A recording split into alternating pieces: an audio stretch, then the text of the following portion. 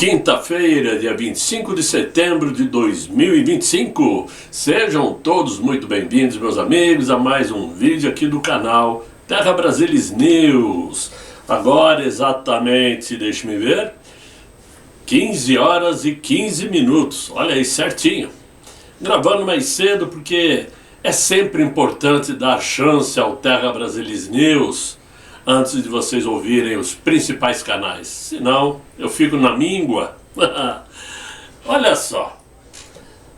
A gente costuma dizer que em política nada é certo. Tudo é duvidoso. O dia seguinte sempre pode ser diferente. A única certeza que nós temos, desde essa jornada que juntos nós encampamos, que é a jornada conservadora, e que começou oficialmente em 2018, né, quando Jair Messias Bolsonaro saiu candidato, mas para quem já vinha acompanhando seu trabalho lá como deputado federal há muito mais tempo. Muito bem. De lá para cá, a única certeza que nós temos é que ele efetivamente fez um governo decente, honesto, cumpridor de suas promessas, que fez o Brasil andar mesmo contra período epidêmico, mesmo com todas as perseguições supremas, com todos os seus inimigos. Ele fez o país caminhar e montou um ministério de primeira qualidade em seu governo. Ministérios, não é? É a única certeza que nós temos. E claro, ele ficou marcado como um mito por nunca terem conseguido pegar um desvio de um único real de Jair Bolsonaro, né? Nunca foi pego em esquema nenhum de corrupção. Então é por isso que o bolsonarismo não morre e vai viver por anos, tenho certeza disso.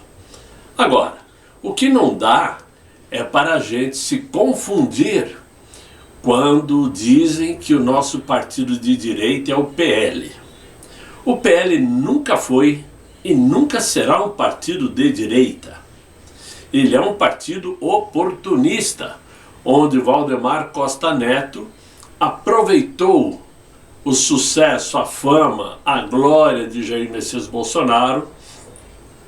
Foi inteligente? Foi. Foi esperto? Foi. Até porque o Jair Bolsonaro não tinha muitas opções. Ou aceitava o PL ou aceitava o PP. Até porque o Tribunal Superior Eleitoral não autorizou Jair Bolsonaro a fundar o seu próprio partido.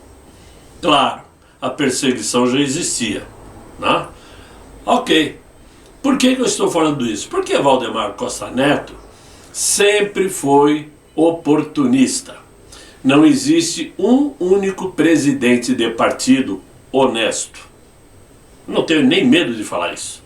Todos são picaretas, profissionais, que vivem muito bem dos fundos eleitorais. Nós não estamos falando de milhares de reais. E nem de milhões. O PL, o ano passado, abocanhou mais de 2 bilhões em fundo eleitoral. É claro que boa parte desta grana, não preciso nem dizer. Ok, e por que eu resolvi tocar nesse assunto agora? Porque saiu a informação agora à tarde, está nas manchetes aí, principalmente da CNN, e eu procuro olhar os sites esquerdistas, porque eles fazem questão de fermentar, né? Que o Valdemar Costa Neto vai montar uma equipe para viajar aos Estados Unidos e se encontrar com o Eduardo Bolsonaro para interromper o avanço nos trabalhos que o Eduardo está fazendo junto à Casa Branca. Olha só, o Valdemar Costa Neto quer que o Eduardo Bolsonaro pare de investir. Ele quer que o governo de Donald Trump não aplique mais sanções no Brasil, porque isso está sendo um tiro no pé. É duro ouvir isto e ouvir calado. Tiro no pé de quem? Do sistema. Sim, porque o sistema, minha gente, não é uma única pessoa. Tem gente que fica aí, Kassab manda na política do Brasil. Ficou, verbalizando isso um monte de tempo. Agora já diz que o Kassab é o número 2, o número 1 é o Temer. Temer é que manda na política brasileira. Como eu sempre falei, mas também estou errado. O sistema, ele é global. O sistema, ele vem do mundo todo, e a prova disto é que agora no governo de Donald Trump, nós ficamos sabendo que Joe Biden de lá trabalhou para interferir nos pleitos de outubro de 2022 aqui. Temos a figura aí de George Soros, temos figuras aí pela Europa, todos trabalhando com a ideia de um governo único.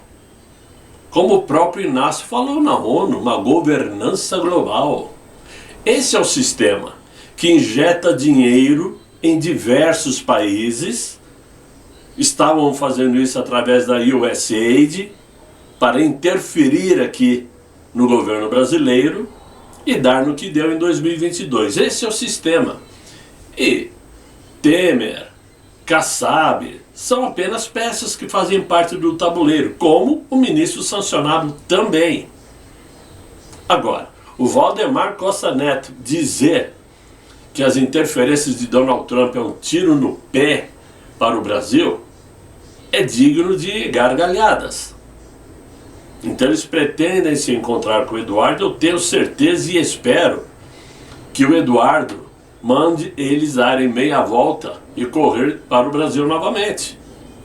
Porque se existe alguma chance de revertermos o que está aí, é através do que vem acontecendo, graças ao trabalho de Eduardo Bolsonaro, que nós temos que enaltecer, o tempo todo.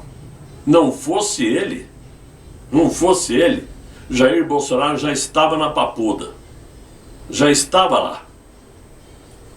Porque não existe nada que impeça aquele ministro em mandar colocar ele na prisão, independente de que os seus advogados ainda vão recorrer, vão buscar outras formas, enfim. Nós sabemos como estão funcionando as coisas aqui. Agora, o pior é que essa notícia diz que um ministro muito influente do Supremo, e eu já coloco aqui entre aspas, Gilmar Mendes, foi até o PL, ligou para o Valdemar Costa Neto para que o Costa Neto fosse até o seu gabinete no Supremo. E assim aconteceu. Valdemar Costa Neto desligou o telefone e foi correndo para lá.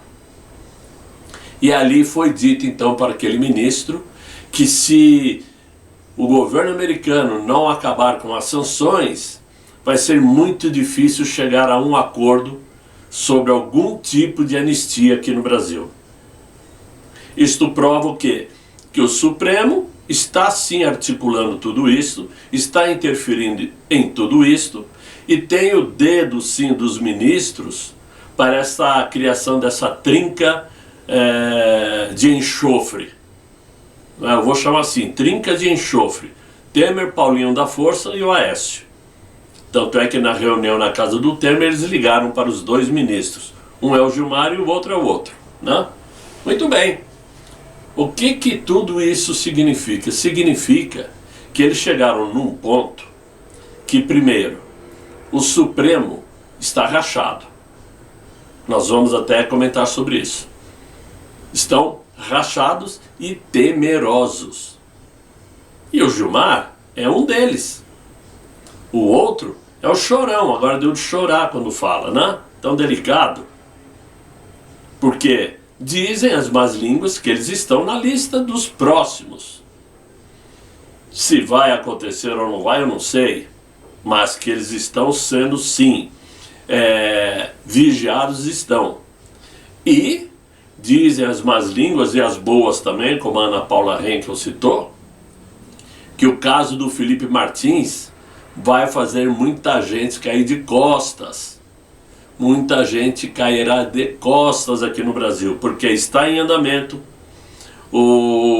Segundo informações, o próprio do New York Times já tem alguns dos nomes que participaram desta malandragem da falsa entrada de Felipe Martins nos Estados Unidos. Já sabem a mando de quem. Então essa bomba vai estourar já já. Portanto, é impossível parar as sanções americanas, porque esta do Felipe Martins não se trata nem de sanção política, né, para defender Jair Bolsonaro, e nem de sanções comerciais. É por terem interferido no sistema de segurança americano. Então, é claro que a batata já assou, já torrou, já não dá nem para comer mais. Por isso eles estão com medo. É assim que nós temos que enxergar política. O que se escreve hoje não se lê amanhã, como eu sempre falo. Enquanto muitos ficarem nessa conversinha de você viu quem está dizendo que vai sair candidato aí? É um traidor. Aquele lá disse que também vai sair. Isso aí é outro traíra. Enquanto ficarmos nesta, a esquerda se diverte. Porque só vai picando as possibilidades de direita. Porque temos que ser realistas. O nosso presidente, ele provavelmente vai escapar sim de prisão. Mesmo que pegue uma pena mínima em casa, pelo menos prisão ele escapa. Mas a elegibilidade dele eles não vão entregar, porque senão o sistema cai. Se o Inácio perder o próximo pleito, o sistema volta a cair no Brasil como caiu em 2018. E por isso eles montaram toda a artimanha que montaram até derrubarem Jair Bolsonaro. E eu não estou sendo pessimista. A minha torcida é para que aconteça o contrário, que amanhã Jair Bolsonaro volte a poder concorrer, mas a realidade é outra.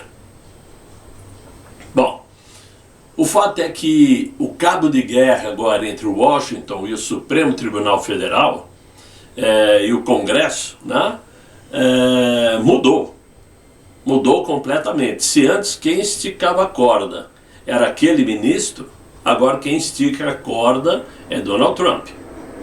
O que muitos estão levando em consideração nesse exato momento é que o ministro sancionado sentiu fortemente o golpe desferido aí pela Lei Magnitsky, e que, por tabela, nocauteou a liberdade financeira da família. E é claro que isto automaticamente fez com que ele mesmo contra a vontade, pisasse nos freios, desse um passo atrás. Vocês podem prestar atenção que desde que veio a notificação da Magnitsky contra os escritórios da esposa dele, ele não apareceu mais, não tem falado mais nada. Deram um tempo, e quem está articulando esta mobilização para abafar o caso é o ministro que vive em Portugal. Acabou a senha autoritária daquele ministro, por hora. Ele, que até então era o dono da narrativa, se vê acuado. Não somente pelas sanções americanas, mas também porque os embates internos no Supremo estão fortíssimos. Dizem as más línguas, até a tal Mônica Bergamo da Folha já disse que tem pelo menos 5 ministros que estão contrariados com as atitudes daquele ministro desde o dia que deu prisão domiciliar para Jair Bolsonaro. Eles acham que ele exagerou na dose, né? E esses outros ministros, evidentemente, temem o fato de poder passar pelo mesmo problema que o ministro sancionado está passando. Eles não querem ter o mesmo dessabor, digamos assim, de ficarem encurralados financeiramente e como turistas também, né? Essa é a atual situação dentro do Supremo. E muitos já vinham alertando que o ambiente não era bom. Porque sabemos que lá, dois, obviamente, já não concordam com o que está acontecendo. Um é o Cássio Nunes Marques, mesmo dando algumas caneladas aí, fazendo alguns votos esdrúxulos, né? E o outro André Mendonça. E agora ficou mais do que evidente que o ministro Luiz Fux, o único juiz, né, bateu de frente com as decisões daquele ministro. Isto sim já mostra que há um racha, enquanto outros se calam, não abrem a boca. Nesse recuo do ministro sancionado, ou por estratégia ou por medo, surgiu então a figura nefasta de Paulinho da Força, que de forma misteriosa, né, retornou aí ao cenário político, junto com Aécio Neves. O Temer nunca saiu, sempre esteve presente. Mas ele retornou acreditando ter encontrado espaço para avançar com um projeto modificado da anistia para dosimetria, né? Uma espécie de anistia meia-boca, que foi apresentado como alternativa ao endurecimento das penas contra as vítimas do dia 8 de janeiro e do suposto golpe de Estado também, que já foram julgados, né? O núcleo 1 já foi julgado e todos condenados. Ora, o porquê que isso chama muita atenção? Primeiro porque houve uma briga muito intensa para que o tal Hugo Mota colocasse a urgência na votação do projeto de anistia em pauta. Isso depois da reunião de Paulinho da Força, Aécio Neves, na casa de Michel Temer. Ele colocou em votação o projeto de urgência. E a oposição ganhou com mais de 300 votos, ficaram todos felizes. Porém, o plano não deu certo.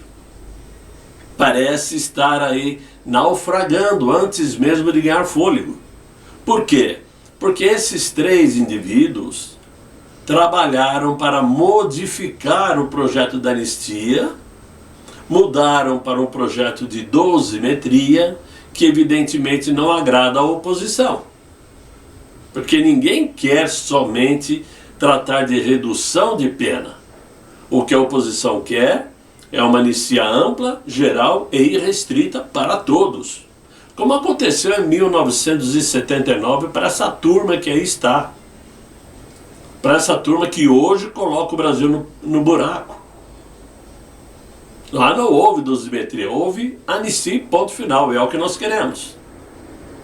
Mas a esquerda teme ser acusada aí de favorecer o bolsonarismo caso veja alguma anistia sendo aprovada, seja ela qual for. Enquanto nós, a oposição, enxergamos na proposta do sindicalista Paulinho apenas uma espécie de placebo de projeto, que é incapaz de salvar Jair Bolsonaro da possibilidade de prisão e principalmente de sua inelegibilidade, principalmente depois que o Senado enterrou de vez a PEC da blindagem. E é aí que vem o problema. Para que o Hugo Mota colocasse em pauta a urgência do projeto da anistia, foi necessário os parlamentares aprovarem a PEC da blindagem na Câmara. Tanto é que, muito embora esta PEC favoreça bandidos, né, parlamentares que cometem corrupção e vão ficar blindados, mesmo assim os parlamentares da oposição votaram a favor desta PEC. Inclusive o próprio Eduardo Bolsonaro foi a favor da PEC da blindagem, mesmo sabendo da possibilidade de malandros levarem vantagem. Ora, acontece que essa PEC chegou no Senado. E ao chegar no Senado, Davi Alcolumbre enterrou a PEC. Acabou com a PEC. Como ele acabou com a PEC, o problema voltou a ser da oposição. Porque desagradou quem? Todos os parlamentares e principalmente o Hugo Mota, que via nesta PEC a salvação da lavoura para ele. E aí começou o problema para se colocar esse projeto da anistia em andamento. E Paulinho da Força está sim com medo de ver o seu projeto naufragar lá no Senado. Ele já sabe que não tem votos para aprová-lo. Até porque é um projeto de dosimetria, não é de anistia. Nos corredores do Congresso já se comenta que os parlamentares irão condicionar a votação de um projeto do governo, do Inácio, em isentar do imposto de renda os brasileiros que ganham até R$5.000. E eles vão o quê? Eles vão condicionar a aprovação desse projeto com a votação e aprovação do projeto de anistia, principalmente no Senado Federal, onde resiste aí a maior resistência contra o projeto. Ou seja, aprovem o projeto da anistia e nós aprovamos o projeto de isenção de imposto de renda aos brasileiros que ganham até R$5.000. E por que esse projeto de isenção é importante? É importante para o Inácio, porque esta promessa de isentar quem ganhava até R$5.000 foi promessa de campanha do Inácio. Ele prometeu isso em debate, cara a cara com Jair Bolsonaro, que iria isentar do imposto de renda quem ganhasse até esse valor. Então, além de ser uma promessa de campanha que até hoje não cumpriu, já passados aí 3 anos, né? Ou seja, além de não ter cumprido, esta aprovação, que se entrar agora, vai praticamente ser votada e aprovada quase que no final desse ano. Ele vai ter o ano de 2026 para usar essa aprovação como bandeira para sua reeleição. Todos que ganham até R$5.000, né, vão ficar isentos graças ao Inácio. E isso é contabilizado como voto. E a oposição sabe disto. Então, peraí, você quer ver isso aprovado? Aprova o projeto de anistia também. Porque os presidentes, tanto do Senado como da Câmara, são influenciados pelo Executivo e pelo Supremo. O Supremo trabalha junto com o Executivo. Mas, curiosamente, a oposição parece pouco preocupada em sofrer uma derrota agora. Pois bem sabem que, digamos assim, o único caminho é seguir adiante nesta pauta de anistia geral, ampla e restrita. Pauta que foi iniciada pelo Eduardo Bolsonaro, lá nos Estados Unidos. Existe um cálculo em curso. Quanto mais os americanos aumentarem o tom contra aquele ministro e o Supremo num todo, mais provável se torna a possibilidade de aprovação da anistia ampla, geral e restrita.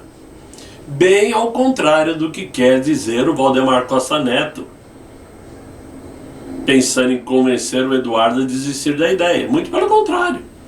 Se o Supremo já chegou até onde chegou, se aquele ministro chegou até onde chegou, sem medo, por que agora iriam parar e voltar atrás, salvar os bolsonaristas?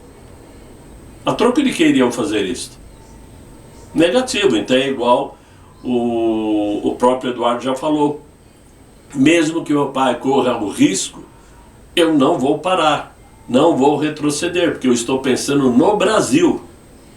Estou pensando no país num todo, inclusive nele mesmo, para ele poder voltar ao Brasil e sair candidato à presidência da República. Se for o caso, né? Evidentemente. Parlamentares aí do campo conservador já falam nos corredores do Congresso que o verdadeiro árbitro dessa partida já não está mais em Brasília, né? Está em Washington. E nós estamos falando de Donald Trump, que graças ao Eduardo Bolsonaro está agindo. E olha, é sempre bom deixarmos claro no papel do Eduardo lá nos Estados Unidos. A princípio, parece que somente ele resolveu trabalhar a favor do Brasil agora, nesses últimos meses, desde que foi para os Estados Unidos. Não. Ele tem trabalhado lá nos Estados Unidos há muito mais tempo. Primeiro, ele teve que ter a oportunidade de conhecer Donald Trump. Ele teve que primeiro se tornar amigo do filho de Donald Trump, o filho mais velho, para depois começar a ter contatos mais próximos. E, junto de outros parlamentares, conseguiram fazer aquelas reuniões lá no Congresso com os parlamentares republicanos, né? Conhecendo aí Maria Elvira Salazar, conhecendo, enfim, conhecendo todos os parlamentares por lá. Então é um processo que vem andando há muito tempo e temos que tirar o chapéu porque deu certo. Deu certo, está funcionando e vai funcionar. Por quê? Porque não tem caminho a retroceder. O próprio ministro sancionado não tem mais como voltar atrás, a não ser aceitar uma anistia geral ampla e restrita, porque é a salvação dele. Olha, eu investiguei, julguei, penalizei todos, não dei moleza. Só ficaram livres porque teve anistia. Essa vai ser a desculpa dele. É o que eu imagino, é o que muitos imaginam também, porque cancelar os processos ele não vai. E a oposição não vai parar de brigar até conseguir que tudo isso venha por água abaixo de uma forma ou de outra. Não se sabe se é com anistia ampla, geral ou irrestrita, ou com uma dosimetria que dê ao nosso presidente somente 1 ano e 7 meses de prisão, mas soltem todos os que estão presos. E não sei como vai terminar, mas que a pressão está forte, eles não sabem por onde correr. Disto vocês tenham certeza, eles não sabem. Estão mesmo perdidos e sufocados, principalmente 2 ministros, o Gilmar e o Barroso. Esses 2 estão, olha, o cara está até chorando agora em programa de televisão, né? Achando que convence todo mundo, mas enfim. Agora, a expectativa ganhou ainda muito mais combustível com a notícia de que Donald Trump deve conversar com o Inácio. E a imprensa, né? Deitou e rolou, que o Inácio ele pode, nós podemos, né? Nós comemos da mesma farofa, é tudo igual. São muito inocentes. Não conhecem nada de política internacional, não conhecem nada de geopolítica, de estratégia, né? Mas o Trump conhece e resolveu informar que vai conversar com ele justamente agora em que a justiça brasileira perde respaldo além das fronteiras. O Supremo brasileiro está muito mal visto no mundo todo, exceto pela China, né? Nesta equação, a insistência da oposição em bater de frente com o ministro sancionado deixa de ser um suicídio político e passa a ser o quê? Uma aposta estratégica. A conclusão é clara. Se o Supremo recuar para não atrair ainda mais a ira americana e o Paulinho não conseguir vender a solução intermediária de anistia, a pressão internacional pode empurrar o Brasil definitivamente para o único caminho possível, que é a anistia total, ampla e irrestrita, e que liberte ainda não só Jair Bolsonaro, como todos os outros que estão injustamente presos. É uma bomba relógio que está em andamento. O cabo de guerra, portanto, não se decide mais apenas entre o Supremo e o Congresso Nacional. Agora é Washington que segura essa corda. Mas diante desse cenário, o Inácio, com medo e escondido atrás de uma tela, via remota, né, está se preparando para conversar com aquele que tem realmente o poder de mudar o rumo das coisas. Já dizem por aí que o Inácio vai tentar vender a ideia de soberania brasileira, né? Com aquele jeito dele de falar como se ele fosse um ícone da verdade, um ícone da soberania, né? E claro que os Estados Unidos certamente conhecem o Brasil muito melhor que ele. Os Estados Unidos sabem muito bem como funciona a política brasileira. E, portanto, nesse caminho, essa conversa não vingará em solução, exceto se o Inácio aceitar as condições de Donald Trump. Não podemos nos esquecer que, assim como Donald Trump foi escalando as tensões contra Xi Jinping da China, Narendra Modi da Índia, Shigeru Ishiba do Japão e o Mark Carney, primeiro-ministro do Canadá, para depois de um diálogo com cada um, baixar as tarifas americanas impostas aos seus devidos países, certamente Donald Trump fará o mesmo com o Inácio, que diante de todos esses líderes que citei, é o mais fraco, moralmente, culturalmente e diplomaticamente. Para isto, os Estados Unidos vai fazer suas exigências, por exemplo, que podem passar por Jair Bolsonaro, mas principalmente por questões de minerais de terras raras, relações Brasil e Rússia e os BRICS. Ou seja, todos esses assuntos serão colocados na pauta. E, obviamente, vai colocar o Inácio contra a parede, porque ele sozinho já não tem mais poder para mudar nada.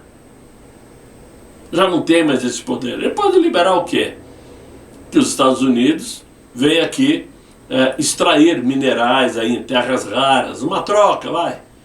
Você deixa eu extrair minerais aí e nós deixamos vocês comprarem isso ou venderem aquilo, enfim. Mas essa é a atual situação. Nem de perto dá para se imaginar que o Inácio está com vantagem de poder sentar e conversar de igual para igual. Muito pelo contrário. Até porque ainda não tem uma data certa para essa conversa, se é que realmente vai acontecer. Até porque, nessa vida corrida, o Trump deu azar de solicitar uma conversa, de acordo com os brasileiros, a imprensa brasileira. O Trump deu azar de solicitar uma conversa justamente na semana que que o Inácio está ocupado. Que coisa, que azar, né? Mas o tempo corre e já já nós vamos descobrir a verdade.